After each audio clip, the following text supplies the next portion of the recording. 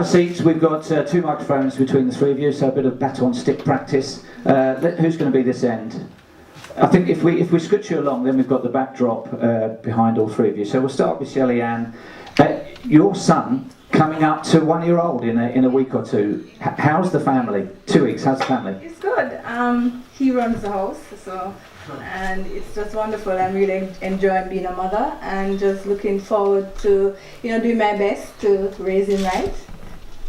And you'd likely race now back into action. You've got to get through heats tomorrow. Is it a concern for you to race twice in one meeting? Of old you used to do that, but this season that'll be a new thing, won't it? No, I actually do enjoy doing rounds. I love the rounds actually, and being, coming back, the more races that I get is very good for me, and so I'm looking forward to, completing the rounds. And I think with the rounds, I actually run better doing rounds. What can we expect from you over the weekend? I just want to do a solid 100 tomorrow. It's my last race before the NACAP Championship in Canada, so I want to put together a really strong run, and I think things are coming together okay. It's not perfect, but it's good. It's all about being patient, because for me the ultimate goal is 2019, and each race is just an advantage and is something to get me to the next one. Is there ever any pressure on you to try a 400? No. Surprisingly, I did while I was having my son last year. I remember being in the hospital bed and getting ready to have him, and I was like, I would take a 400 any day over this. But no, at that time, no 400s for me. For another day. Can I just mention, by the way, the weather forecast is fantastic for both days of this weekend. We don't often get to say that in Britain, but it is fantastic and has been for a while. Across the 4 days of the Athletics World Cup and the London Diamond League, we expect to have sold between 90,000 and 100,000 tickets. Anything you can do to get it nearer that upper figure would be very much appreciated, but I think something that everyone in athletics can be proud of. Christian, this is a stadium that you've got good memories of, isn't it? You've never lost a bolt, and a lot of that was here last year. Yeah. I was telling me and my agent were talking about that earlier. I love coming to London. Obviously, I have great memories here, and we were at the track earlier, and it brought back a lot of memories. So I'm looking forward to making more. But like you said, it was my first major championship, and I came here and got a silver medal. It's something I'll never forget. And unusually for sprinters, because we usually hear sort of May due time, bit of a hamstring injury, going to miss the next meeting, and it ends up being the whole season. You have come back to great form off the back of an injury of that kind. Was it? What was the issue? It was just something I tweaked in my hamstring, and I think it's something that as you go throughout the sport, you learn more about your body, and you learn more about what you need to do off the track to be able to maintain and still perform. And I probably should just taken more time then when I felt something, but I just kept trying to push through it, and then realized that I made it worse than what it actually was. And it's just one of those things that happens to everyone. Everybody gets an injury, whether it's your hamstring, quad, whatever it is, it's going to happen, and you just have to deal with it and try to get better. And so I just use that as a learning experience, and hopefully I don't have any issues in the future. Are you 100% fit or somewhere in the 90s? I'm 100% healthy. I wouldn't say I'm at the level of fitness I was at during the indoor season, but I think that once I get more races under my belt, and just continue to train and go throughout the season, I'll continue to get better. We're going through a very good spell with British sprinters, one of whom's alongside you, but in the men's competition as well. Do you pay attention to that? Are you noticing what the British athletes are doing, or do you just concentrate on your own and immediate environment? Right now I got to worry about the American athletes. I got to worry about everybody on the line, and so I kind of just focus on myself, worry about my lane, and like you said, the British athletes, are good as well. They beat us in the 4x1, so obviously they have a lot of talent, and I'm just looking forward to the challenge in the upcoming years of racing American athletes, British, Jamaican, everybody. I'm just looking forward to the challenge. And it's almost 12 months since Bolt retired in this stadium. Do you get sick of people like me asking about who's going to be the next Bolt and where you stand in all of that? Nah, I think that's just a huge blessing to even be in that type of conversation and to have my name brought up with somebody of that caliber. To me, I don't look at it as like you said, I get annoyed of it. To me, that's just a blessing, and it just shows how far I've come in the sport. And hopefully my name continues to be in that conversation of who will be the next guy to take over. Indoors, it looked like in quite a few of your races, excluding the World Indoor Championships, that you were able to ease up over 60 metres and still win and still run great times. And what do you think you can run over 60, and what do you think you can run over 100 with a perfect race? I don't know. I mean, it's hard to put together a perfect race. It's always some things that you can work on. And, even when I won the championship indoors, I look back at the film and it was just like, man, it was just so many things I did wrong. And so I don't not to necessarily, shoot for times. I just try to go out there and try to win every race. And I think that when you try to go out there and you try to put a perfect race together, and you strain in and try to go for a certain time, I don't think that you'll ever reach it. And so I just try to go out there and compete every race and try to go out there with the win, try to get the win. And I think we're doing that, and it's a special moment, and you prepare for that. That's when fast times come, and so I'm just looking forward to getting better and trying to run fast times that way.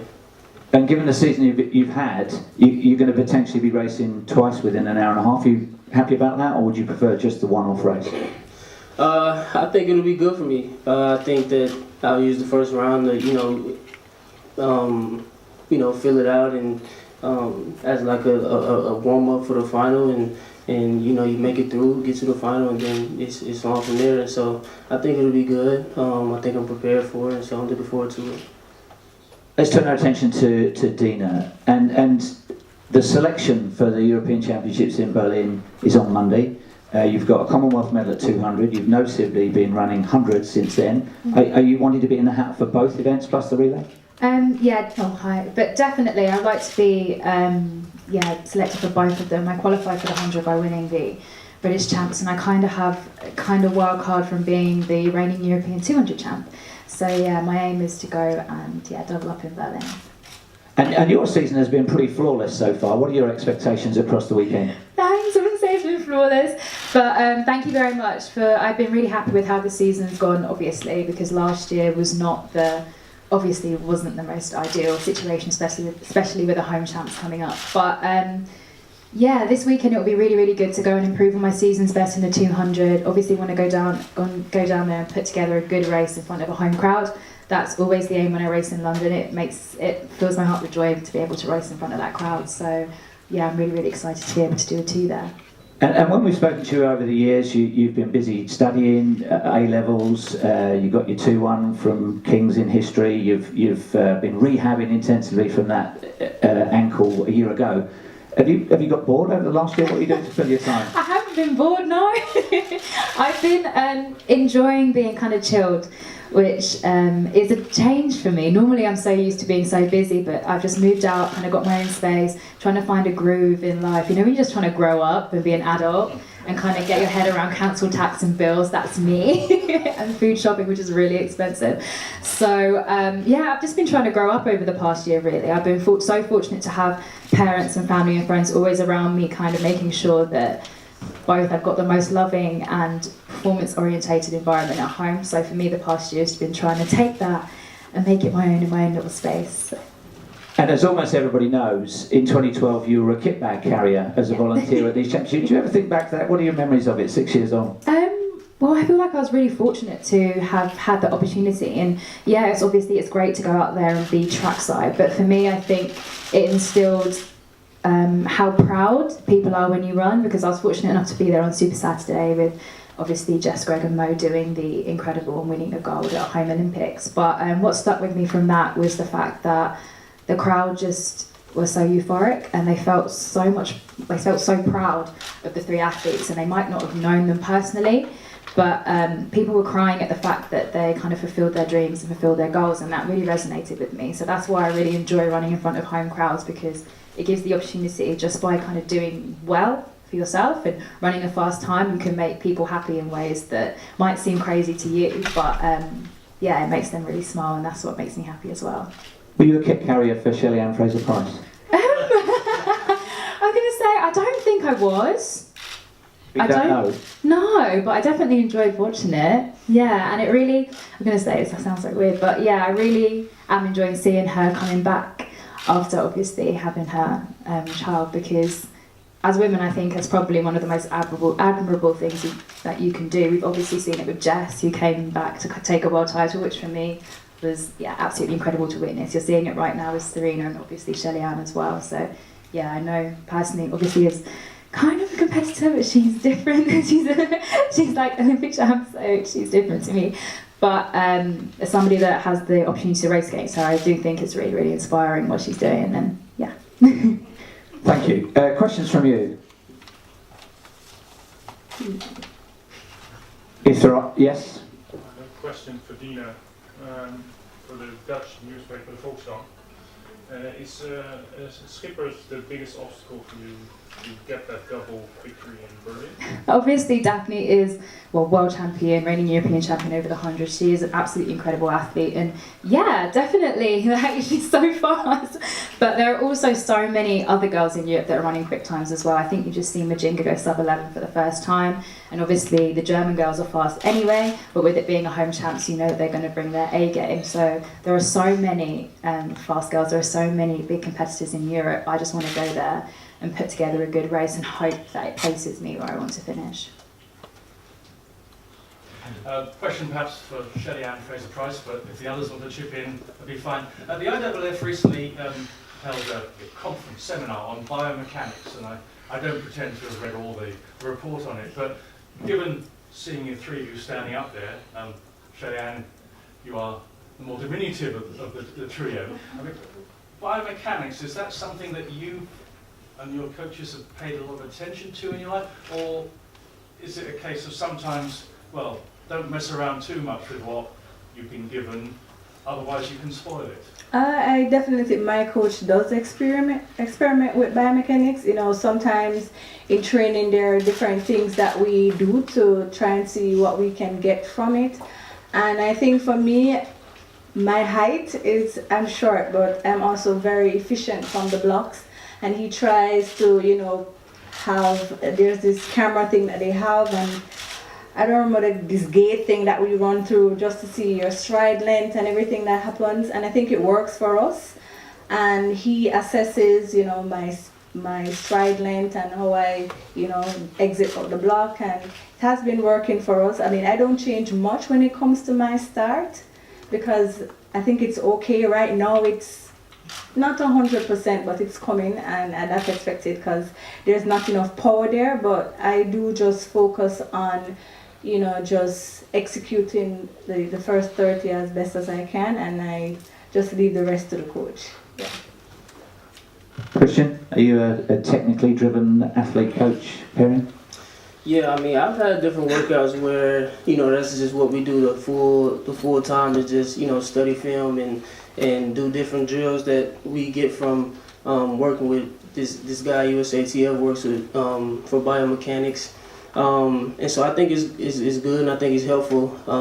We do a lot of things to try to, you know, look and see, you know, how you can extend your stride length and how much pressure you're like applying when you're coming out of the blocks, and how much force you're putting into the ground, and what you can do to improve that. And so I think it's good for the sport.